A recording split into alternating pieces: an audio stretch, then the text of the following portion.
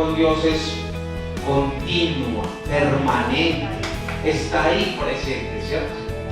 Somos nosotros los que decidimos entonces dar pasos para tener ese vínculo cada vez más estrecho.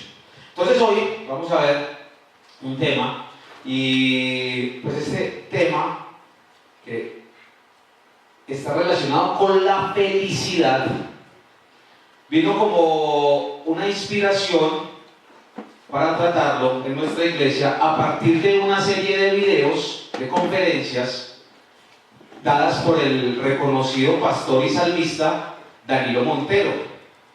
Entonces la semana pasada yo estuve viendo en compañía de mi esposa estos videos que les recomendaría pues que vieran en YouTube, allí en redes sociales los pueden encontrar, y es una serie que habla sobre la felicidad inspirado en la escritura que está en Mateo 5 del 3 al 12. Mateo 5 versículos 3 al 12, las llamadas bienaventuranzas, ¿sí? Es la parte inicial del Sermón del Monte, cuando Jesús allí da varias instrucciones, no solamente para los presentes que estaban acompañándole, sino en general para todos nosotros los creyentes. Es una enseñanza hermosa la que da Jesús en ese momento. Y el pastor Danilo Montero lo que hace es una disertación muy interesante acerca sobre este concepto de felicidad que se encierra dentro de las bienaventuranzas.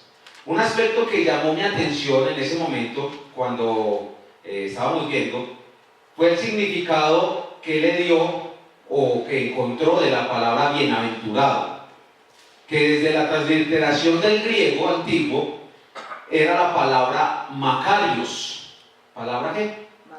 Macarios. Entonces él habla ahí que Macarios se le llamaba a uno o dos personajes que habitaban, a las personas, a los habitantes de la isla de Chipre, en el mar Mediterráneo, muy cerca a Grecia, que vivían bajo unas condiciones muy especiales. Es decir, vivían pues casi como se dice en el paraíso. El clima ideal, seguridad, tranquilidad, no robaban, como que la gente incluso era muy longeva, tenían frutas, verduras, la playa, brisa, mar, ¿sí? Y para completar, todos eran lindos. Las mujeres hermosas, los manes pintas, ¿sí? Así, pintosos, ¿sí? Entonces, le llamaban Macarios, que significa bienaventurados o felices, ¿sí? Entonces, todo esto pues era como un ideal, eso de que la isla de Chipre y los Macarios, era como el ideal de la antigüedad de dónde conseguir la felicidad. Se decía también, y lo explicaba el pastor Danilo Montero en ese momento, que en sí misma la isla como que encerraba la felicidad. Vivir fuera de la isla ya no era lo mismo.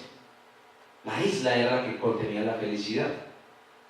Ahora bien, según Wikipedia, en la literatura griega, el término bienaventurado se reserva en una primera etapa a los dioses para expresar su condición de seres situados por encima de las penas y las fatigas de esta tierra.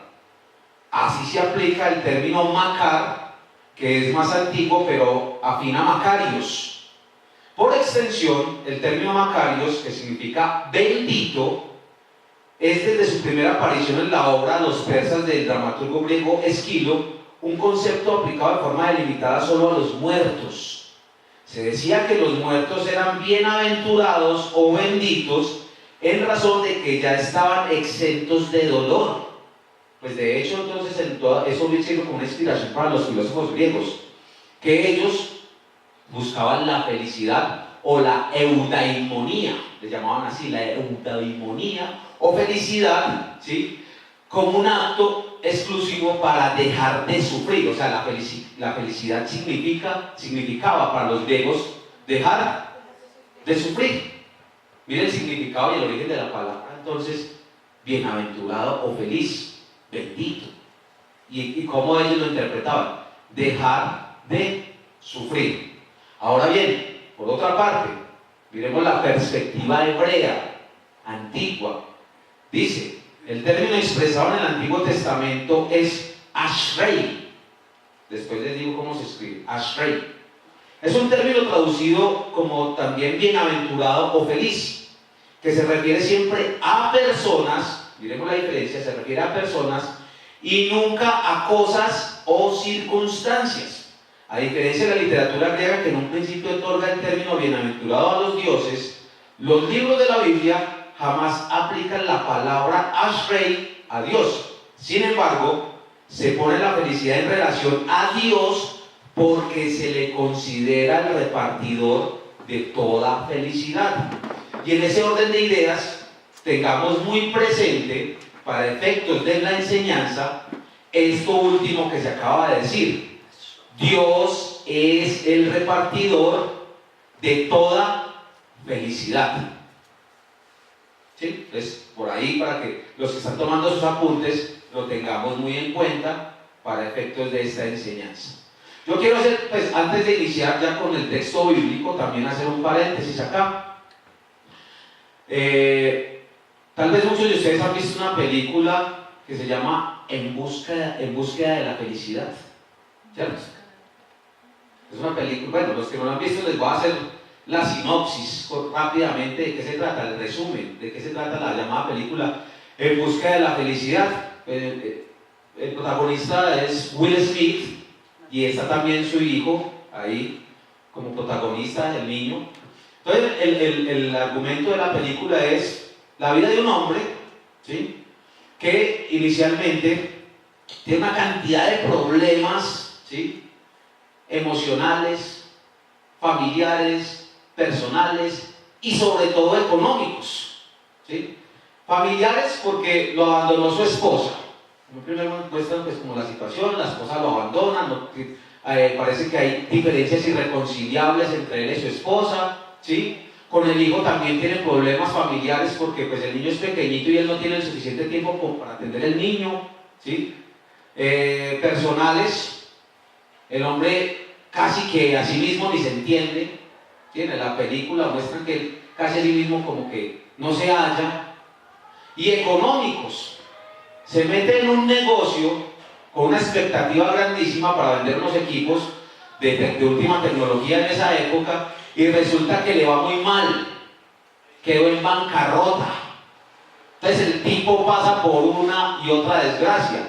Hay una escena muy conmovedora dentro de la película, que es cuando el papá, cuando él, el hombre, ya al último tiene que recoger al niño, quedarse con el niño, quedan prácticamente en la calle y terminan durmiendo en el baño del metro. ¿Sí? Es fuerte, sí, claro, es fuerte. ¿Sí? Y él lucha por salir adelante y pues en su lucha conoce a alguien que le recomienda estudiar para inversor o más bien para corredor de bolsa en la bolsa de valores de Nueva York.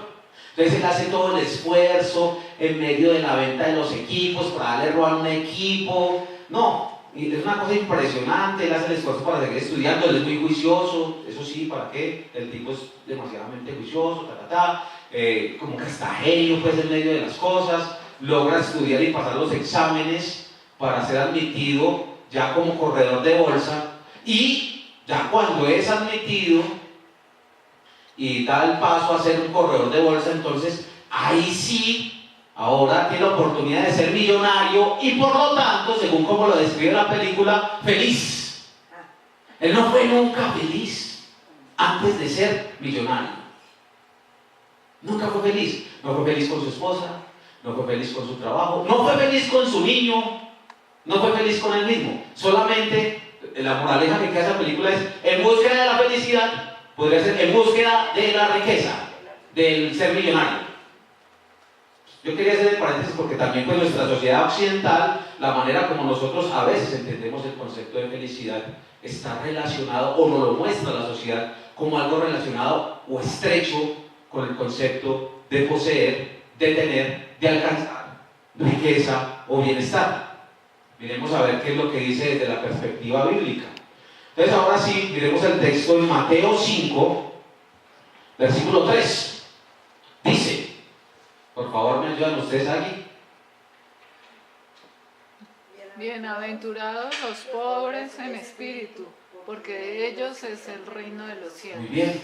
Entonces, Jesús empieza a describir quiénes son los bienaventurados, los dichosos, los felices, ¿sí? ¿Quiénes son aquellos a ser llamados gozosos, dichosos, alegres? ¿Sí? Empieza la primera parte, la primera palabra que utiliza es bienaventurados. Entonces, dice, los pobres, ¿cierto? En el espíritu, en el espíritu. Lo que se refiere aquí con bienaventurados los pobres en espíritu es una relación de humildad. ¿De qué? Humildad. ¿Sí? Y lo que Jesús está proclamando en este momento viene a ser un rasgo distintivo de su propio carácter. Es un rasgo de él, de su personalidad, de lo que es él. Jesús humilde. Recordemos que aún en su condición de Dios, él no se negó en ningún momento a terminar la obra que le fue encomendada cuando vino a la tierra. Eso lo encontramos en Filipenses 2, del 6 al 8. Filipenses 2, del 6 al 8. Dice, el cual, siendo en forma de Dios, no estimó el ser igual a Dios como cosa a que aferrarse, sino que se despojó a sí mismo, tomando forma de siervo, hecho semejante a los hombres, y estando en la condición de hombre, se humilló a sí mismo, haciéndose obediente hasta la muerte, y muerte de cruz. Entonces, lo que vemos ahí es algo que es propio de Jesús, su humildad. Su humildad. Y es que en esto, si nosotros tomáramos este texto de manera literal, con respecto a lo que acabamos de decir, de manera literal, entonces, o sea que si nosotros decimos que la felicidad, como lo enseña la Biblia, es sufrimiento, es padecimiento, porque acabamos de leer que Él se humilló hasta la muerte y muerte de cruz. Si no analizamos esto con algo, un sentido espiritual, entonces podríamos caer en una pregunta, tal vez. ¿Cuál pregunta resultaría? ¿Qué pregunta creen ustedes que podría salir de acá, de este planteamiento? ¿Sí? Yo creería que alguno podría decir que esto se convierte en una forma de masoquismo. ¿Cierto? ¿Acaso esto es masoquismo? Pues para ser feliz hay que vivir bajo padecimientos. Sí, o sea, si lo tomamos de forma literal, sin ningún análisis, creyendo la palabra, cuando dice acá que la pobreza en el espíritu tiene con humildad, y que esa humildad es reflejo de lo que Cristo hizo, que se humilló, o sea que la felicidad es igual a padecer, a dolor, ¿cierto? ¿Y a quiénes les gusta el dolor? Sí, hay personas que les gusta el dolor. A las personas masoquistas. Claro, hay personas masoquistas que les gusta el dolor físico. Péguenme. ¿Sí? A veces hasta lo piden. Piden que les peguen. O cuando les pegan no dicen nada, entonces son masoquistas. Se alegran, sienten placer en el dolor físico y emocional. ¿Sí? Pero entonces, miremos que la palabra, ahora sí, analicemos esto desde una perspectiva espiritual con detenimiento. La palabra no nos está diciendo en ningún momento que el camino a la felicidad sea el sufrimiento. No está diciendo que para ser feliz tengo que sufrir, ¿sí? O que lo que es más conveniente para mí es vivir una vida triste, apagada, de dolor. ¿Eso es lo que está diciendo la palabra? No. Más bien, lo que el mensaje que Jesús nos está dando, nos está enseñando es qué actitud puedo asumir o debo asumir, qué actitud debo asumir frente al padecimiento, a las pruebas y a las situaciones adversas cuando éstas se presentan. ¿Es claro? ¿Es claro lo que acabo de decir? Pregunto a la audiencia. ¿Sí? Entonces es muy distinto. Tal vez pensar que la palabra o que el mensaje de Jesús nos invita a sufrir para ser felices, a decir que cuál va a ser mi actitud frente a esos padecimientos. Este tesoro que encontramos en esta porción de la palabra es una enseñanza práctica que nos invita a reflexionar sobre nuestras propias posiciones e ideas con respecto a llevar una vida con sentido ético, de buenas prácticas y actitudes. Pues conductas como, miremos, el orgullo, la arrogancia y la altivez, en todo sentido nos alejan de la oportunidad de ser enriquecidos por la abundante gracia de Dios y por tanto no llegar a conocer lo que es verdaderamente la felicidad, o como dice el texto en su primer predicamento, ser bienaventurados. ¿Qué nos aleja entonces de ser enseñados por Dios? ¿Qué nos aleja? El orgullo, la altivez, la arrogancia. Por eso cuando Él dice, bienaventurados los pobres en espíritu, pues nos está también advirtiendo acerca de eso. ¿Sí? ¿Qué es lo que llena tu espíritu? ¿Hay orgullo en ti? ¿Tienes un orgullo espiritual? ¿Tienes un altísimo concepto de ti mismo? ¿Sí? Esa es como son preguntas que se encierran dentro de esta enseñanza. A ver, ¿cuál es el concepto que tienes de ti mismo? Entonces hay personas que tienen un concepto de sí misma, ¿sí?, que sobrepasa, mejor dicho, el techo, o algunas ni siquiera le ponen techo a ese concepto que tienen de sí mismas. Sí, claro. Y mire, ojo, mis hermanos, ahí es donde uno escucha personas, es que yo estoy por encima del bien y del mal. ¿Perdón? Por encima del bien y del mal. ¿Sabe a quién yo se lo he escuchado más que todo? Yo se lo he escuchado a personas mayores de edad, o sea, adultos mayores. Usted podrá tener 50, 60, 70, 80 años, le faltará una peluqueada para irse para el hueco. Pero usted no está por encima del bien y del mal. Eso es tener un concepto de demasiado orgullo. ¿Sí? ¿Cómo así que estoy por encima del bien y del mal? Orgullo, altivez, la arrogancia, ¿cierto? La altivez.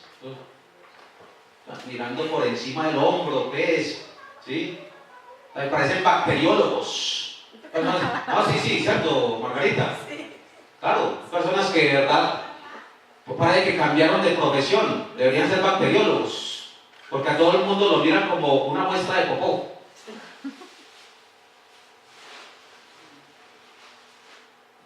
El orgullo, la altivez, la arrogancia. Cuando contestamos mal, somos arrogantes. Pues ojo con eso. ¿Qué nos está hablando Jesús ahí?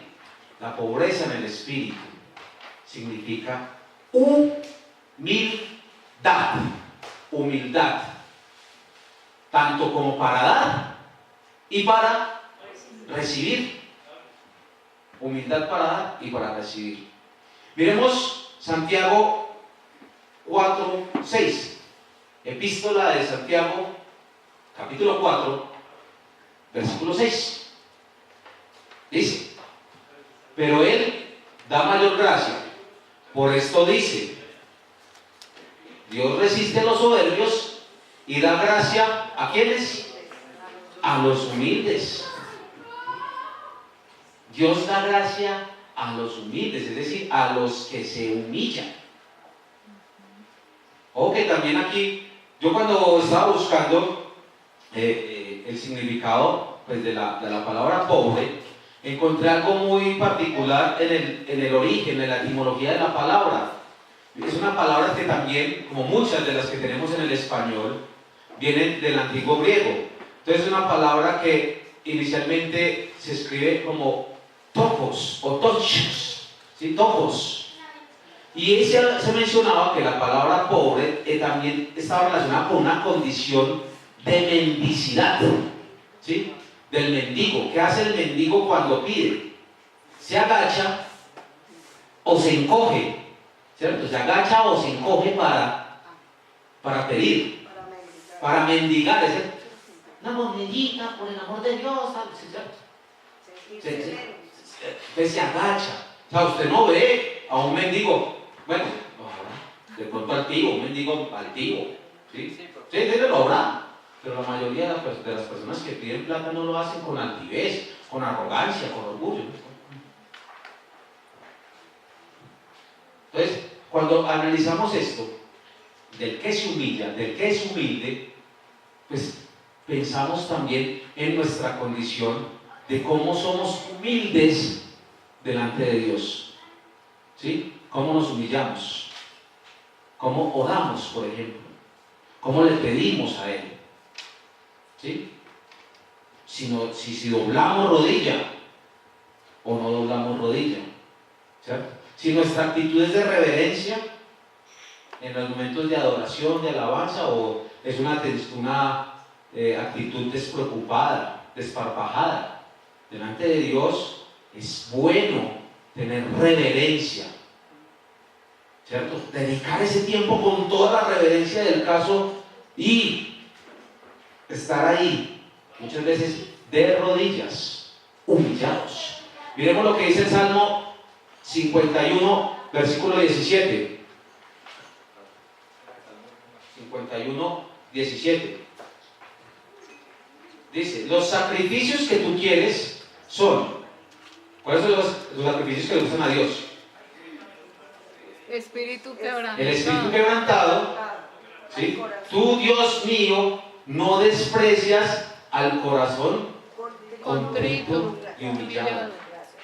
Dios no desprecia un corazón contrito y humillado, renunciado a esa altivez, a esa arrogancia, a ese orgullo. Miremos en Isaías 57:15. Porque así ha dicho el alto y sublime, el que habita en la eternidad, y cuyo nombre es Santo. Yo habito en las alturas, en santidad, pero también doy vida a los de espíritu humilde y quebrantado, y a los quebrantados de corazón. Salmo 112:1. Dichoso, bienaventurado, gozoso, feliz el hombre que honra al Señor y se deleita obedeciendo sus mandatos. Segundo libro de Crónicas, capítulo 7, versículo 14. Y si mi pueblo, sobre el cual se invoca mi nombre, se humilla y ora y busca mi rostro y se aparta de sus malos caminos, yo lo escucharé desde los cielos, perdonaré sus pecados y sanaré su tierra. Mire qué lindo esto, ¿sí? Qué precioso esto.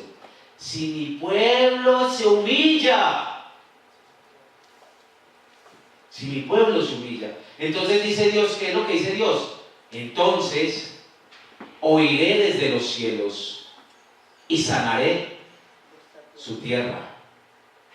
Proverbios 29:23 dice, la soberbia humilla al hombre, al humilde de espíritu lo sostiene la honra. Y en Miqueas, capítulo 6, versículo 8, dice, hombre, el Señor te ha dado a conocer lo que es bueno y lo que Él espera de ti, y que no es otra cosa que hacer. ¿Me siguen? ¿Me siguen? ¿Que hacer qué? Justicia, amar la misericordia y humillarte ante tu Dios. Y humillarte ante tu Dios. Entonces ahí es donde tenemos como ejemplo claro, que es ser bienaventurado cuando somos pobres de espíritu. Nos humillamos, rendimos nuestro ser, lo que somos, renunciamos a esas cosas que realmente estorban, ¿sí? Eso que estorba, para darle paso a lo que realmente conviene. Pero mire que aquí hay otra situación bien importante. En la última parte de esta bienaventuranza, dice, o en las 7, bueno, la primera de estas 7 bienaventuranzas, dice, de ellos es el reino de los cielos, de los pobres de espíritu es el reino de los cielos. ¿Qué significado tiene esto? Pues en primer lugar, que los que reciben a Cristo, son herederos del reino de los cielos. Miremos en Romanos 8:17 qué es lo que dice. Dice, y si hijos, también herederos, y herederos de Dios y coherederos con Cristo. O sea, recibimos a Cristo y somos ¿qué? Coherederos con Cristo. Si es que padecemos juntamente con Él, para que juntamente con Él seamos glorificados. Aquí se encierra en sí como una de las controversias puede ser, o de los detalles de más estudio, y les cuento que pues, es un asunto de bastante estudio el tema de las bienaventuranzas, ¿sí? Yo los invito para que estudien el tema, que busquen documentos sobre las bienaventuranzas, porque hay posiciones frente a ese tema, hay posiciones dispensacionalistas sobre que si esto es para el reino o para la era de la gracia, ¿sí? Entonces, pero es muy interesante ver que el asunto que Jesús está planteando es un asunto también que encierra pues la misma gracia sobre la gracia que ya es dada, ¿sí? Aquí hay gracia sobre gracia, es decir, ya hay una gracia dada a través de Jesús. Cuando aceptamos a Jesús, ¿sí? Se nos da la gracia de conocer y de entrar al reino de los cielos. Amén. ¿Por qué? Por su vida, Amén. por su muerte, por su resurrección. Somos ahora partícipes, mire, de los mismos padecimientos de Cristo y seremos glorificados. Entonces ahí lo que encierra esto es que el ser bienaventurados, el ser felices, acompañado de ese padecimiento, producirá en nosotros posteriormente, como dice la palabra, un peso de gloria tremendo, una recompensa como ninguna otra. Y hay que tener cuidado, y lo voy a hablar más adelante, de que esto no se trata de buscar las recompensas, de hacer méritos, ¿cierto? No hay que hacer méritos. Nosotros no podemos hacer nada para ganarnos el cielo. Exactamente, porque la gracia vino por Jesucristo. La gracia para nosotros vino por medio de Jesucristo, ¿ya? El asunto aquí, mis hermanos amados, es que Jesús no solamente está dando un simple ejemplo, ¿sí? Él no está dando un ejemplo. Él en sí mismo es el ejemplo. Él es el ejemplo, ¿sí? Él es el ejemplo vivo, porque es muy distinto dar un ejemplo, poner un ejemplo, cuando yo quiero dar una ilustración, como cuando, por ejemplo, al principio, utilicé la ilustración de en búsqueda de la felicidad. En búsqueda de la felicidad, eso fue un ejemplo. Yo no he vivido eso. No. Es que lo que yo puse como ejemplo fue la película que estaba tratando. Lo puse como ejemplo. Y eso es poner ejemplo. Le pongo ejemplo, una ilustración. Pero en cambio Jesús se hizo ejemplo a sí mismo, humillándose en su condición de Dios, no aferrándose a eso como cosa a la cual decir, yo soy Dios y por lo tanto no voy a permitir que me sacrifiquen. Es más, todos ustedes deben morir. No, él no lo dijo. De hecho, ¿qué dijo? Enmudeció. Delante de sus transgresores no abrió su boca. Cayó de amor por ti y por mí. Y es palabra profética, ¿sí? Cuando dice en el Antiguo Testamento, callaré de amor por ti.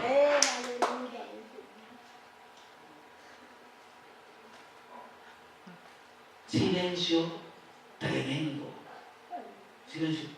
Yo me pongo a imaginar el momento de ese silencio y yo pienso, todo el universo enmudeció. Todo el universo enmudeció con ese silencio de amor de Cristo. Esa condición de Dios, digo, no, yo voy a la cruz, yo voy a la cruz. Yo no renuncio a cumplir el mandato y la obra que me fue encomendada. Y entonces tenemos esa gloria tan tremenda que le dio el Padre. En relación a esto, la Biblia nos dice en Juan 1:17, que precisamente la ley fue dada por medio de Moisés, ¿cierto? Pero la gracia y la verdad vinieron por medio de Jesucristo. Y en Tito 2:11 dice, porque la gracia de Dios se ha manifestado para salvación de todos los hombres.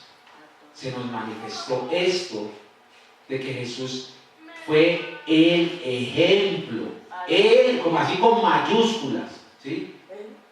Con mayúsculas. El ejemplo.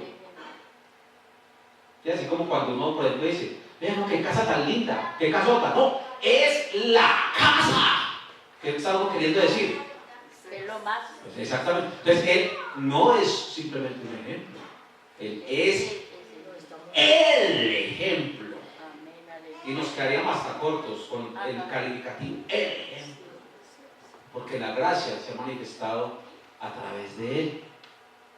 Entonces, como ya dijimos, vuelvo a recordarlo porque es bueno hacer mnemotecnia de las cosas. ¿Sí?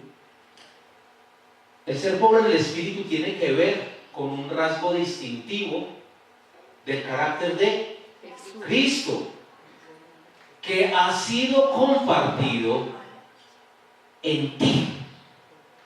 Cristo te comparte de su humildad. Aleluya. ¿Cómo puedo ser yo humilde? Siendo como Él. Siendo como Él, pero no solamente porque pueda imitarlo, sino porque por medio de su espíritu, cuando le recibiste su humildad.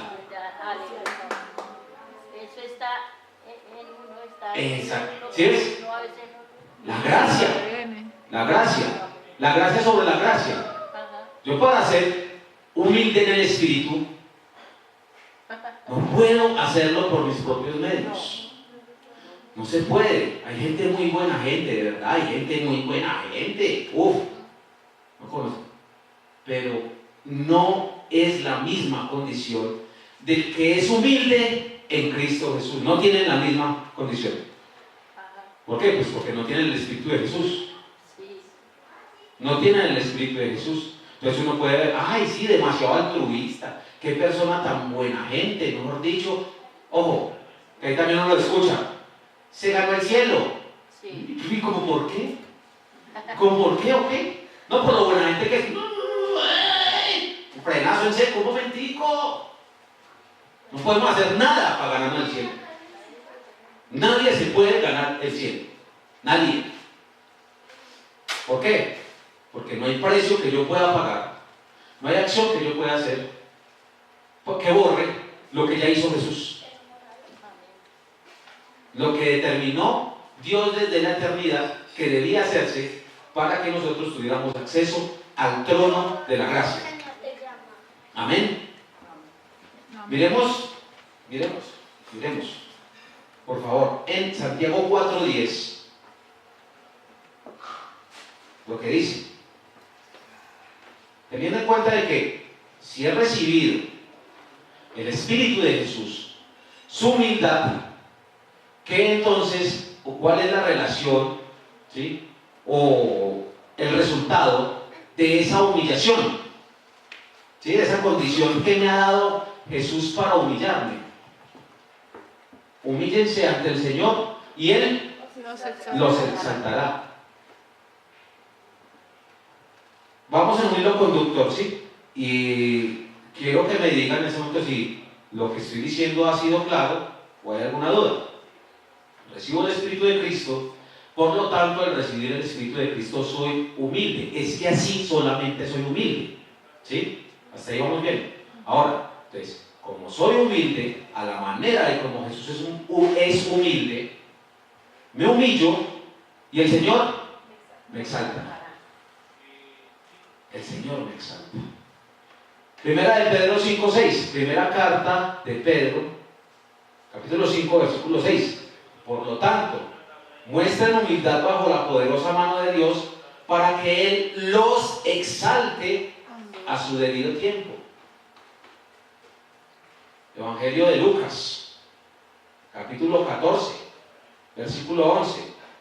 Porque todo el que se enaltece será humillado, y el que se humilla será enaltecido. Carta de Santiago, capítulo 2, versículo 5. Amados hermanos míos, escuchen esto. ¿Acaso no ha escogido Dios a los pobres de este mundo para que sean ricos en fe y herederos del reino que Él ha prometido a los que lo aman? Entonces, mire, en primer lugar tenemos, somos humildes porque Jesús mora en nosotros y nos ha dado de su humildad. Y como resultado, cuando habla de que de ellos, de los pobres del Espíritu, es el reino de los cielos, es por la exaltación que hay en la humillación. Pero en segundo lugar, cuando Jesús pronunció de ellos es el reino de los cielos, pues nos habla de la herencia y de la posición que tenemos en Él como hijos de Dios. Y además de que nos habla de la disponibilidad de recursos, si está apuntando ahí, en segundo lugar nos habla de ellos es el reino de los cielos, es que tú dispones de todos los recursos que hay en el cielo, recursos ilimitados del cielo. ¿Sí? Y nos ofrece esos recursos desde su propio trono allí. Tengan, les ofrezco toda esta riqueza, les ofrezco el reino de los cielos. ¿Recursos útiles para qué? Entonces, para tratar las adversidades, para cuando tenemos conflictos, para el manejo de todo tipo de emociones y pasiones, para la resolución de dudas, para obtener sabiduría, hallar paz y obtener el oportuno socorro. Hebreos 4:16. Hebreos 4:16, ¿qué dice? Acerquémonos pues confiadamente al trono de la gracia para alcanzar misericordia y hallar gracia para el oportuno socorro. Humillado delante de Dios, puedo acceder ahí mismo, frente al trono de la gracia, para ese clamor, para ese problema, para esa solución que necesito. En estos días hablaba con una compañera, me comentaba una situación personal difícil en su casa, en su hogar, con sus hijas, con ella misma, dictámenes médicos contrarios, ¿sí? Sus hijas parece que tienen un desorden alimenticio complicado, no pueden comer muchas cosas y básicamente nada que contenga gluten, ¿sí? Y casi todo tiene gluten y trazas de soya y azúcar, casi todo. Y entonces ella va a los supermercados y empieza a mirar etiquetas, a ver qué está libre de gluten, de trazas de soya y de azúcar, y es complicadísimo la alimentación. Aparte de eso, tampoco pueden comer todas las frutas, no pueden comer el arroz tampoco, así. Bueno, una alimentación tremenda con las niñas. Entonces, pues, por la gracia de Dios, he podido compartirle varias cositas, decirle, mira, la sanidad de tus niñas está en manos de Dios. Ya Cristo fue a la cruz por esa sanidad de tus hijas. Confía en Jesús. Yo estaré orando por tus hijas. Y otro día me comentaba, no, pero es que eso no es todo. A mí, el médico en un primer momento me mandaron a hacer unos exámenes y el primer médico me dijo que tenía cáncer en la tiroides, principios de cáncer. Y fui a otros dos médicos y uno me dice que no sabe y el otro que tranquila. O sea, 3 médicos, uno le dice que sí tiene, otro le dice que no sabe y el otro le dice que no. O sea, 3 dictámenes médicos distintos. Yo le decía, mira, Dios tiene la última palabra. Dios tiene la última palabra. Y entonces también me dice, bueno, sí, pero es que también aparte de eso, en mi casa hay espíritus. En mi casa se ha llenado de sombras. Y mis niñas ven un sombrerón, un hombre con un sombrero, una figura, con un sombrero y un lazo y que hace así. Las niñas ven eso en la casa, sombras, se cierran puertas, caen objetos, les tocan las paredes y todo. Y yo también le vuelvo y le comparto, pues aquí estoy tratando de resumir lo que he hablado con él. Mira, limpia tu casa con la presencia del Espíritu Santo. Sí, pero es que yo he echado agua bendita, colgado ajos, bueno, no, mejor dicho, no, sábila, rezos. Yo dije, mira, ¿sí?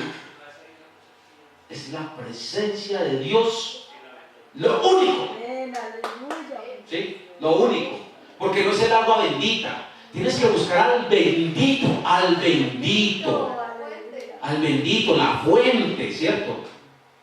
No el amuleto, no la figura, no el aroma, sino el bendito, la fuente, Dios mismo, su Espíritu. Invoca el nombre del Espíritu Santo para tu casa, ¿sí? Tal vez, ¿qué puedes hacer? Ojo, como un símbolo, no solamente como un símbolo, no porque el aceite sea el Espíritu Santo, sino como un símbolo de que estás invocando la presencia del Espíritu Santo en tu hogar.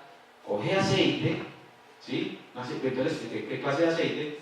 Y de pronto sí, úntatelo tú, a tus niñas, en los rincones, pero sobre todo, llena tu casa de la palabra. Llena tu casa de la palabra. Ora. Lee la palabra. Si tienes Biblia, pasa la hoja del Salmo 91. Lee el Salmo 91 y sigue con el 92. Y después con el 93 y el 94 y dale la vuelta a esa Biblia. Y llena tu casa de palabra. Y eso es lo que son los recursos del cielo. Recursos útiles para nuestra vida. Cuando nos humillamos, entonces tenemos acceso al trono de la gracia para hallar, alcanzar misericordia y hallar gracia para el oportuno socorro. Y esto es maravilloso, esto es lindo, ¿sí? Pues porque ya nosotros, ¿sí? Cuando decimos que nos humillamos, ya no somos gusanos. Miren lo que dice el Salmo 22, 6. Miren lo que había antes de la gracia, ¿sí? Antes de esa gracia, antes de que viniera la gracia de Jesucristo. Mas yo soy gusano y no hombre, oprobio de los hombres y despreciado del pueblo. Todo eso éramos antes. ¿Y qué más dice la palabra? ¿Sí? Dice, trapo de inmundicia a los ojos de Dios. Isaías 64:6. Si bien todos nosotros somos como suciedad, y todas nuestras justicias como trapo de inmundicia, y caímos todos nosotros como la hoja, y nuestras maldades nos llevaron como viento. Mis hermanos, ya no somos gusanos ni trapos de inmundicia. Antes de recibir a Cristo, sí.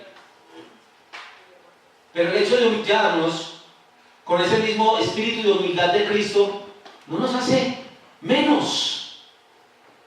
No podemos llegar a humillarnos como, ay, pobre de mí, Señor. ¡Ay! Y el latigazo y la cosa. ¿Cierto? Una humillación ahí tremenda y una autoconmiseración. No hay nadie que sufra como yo. Ay, no, por favor. Por favor. Exacto. Miren qué hacían en la antigüedad. Se echaban, ¿cierto? Rasgaban sus vestiduras. Cuando se humillaban delante de la presencia de Dios, rasgaban sus vestiduras. Los fariseos, los escribas, allí. Y se echaban y se vestían de cilicio. Se echaban ceniza. bañados en ceniza. ¿Cierto? Los rusios. Quedaban grises, Dorita, quedaban negros, grises, tiznados. Tiznados. Y eso era algo inmundo. Todavía lo es. O sea, usted es una persona, el que sea, su esposa, su esposo, su hijo, viene embarrado desde la cabeza hasta los pies. ¡Papi! Bañate primero. No, con todo el amor. ¿Sí? Con todo el amor. ¿Es así o no es así? Porque uno no quiere ensuciarse la ropa. Entonces ellos iban y se tendían de cara allá. ¿Quién como yo, Señor, que no merezco nada en esta vida? No. Claro, entonces trapo de inmundicia, pero en Cristo ya no somos eso.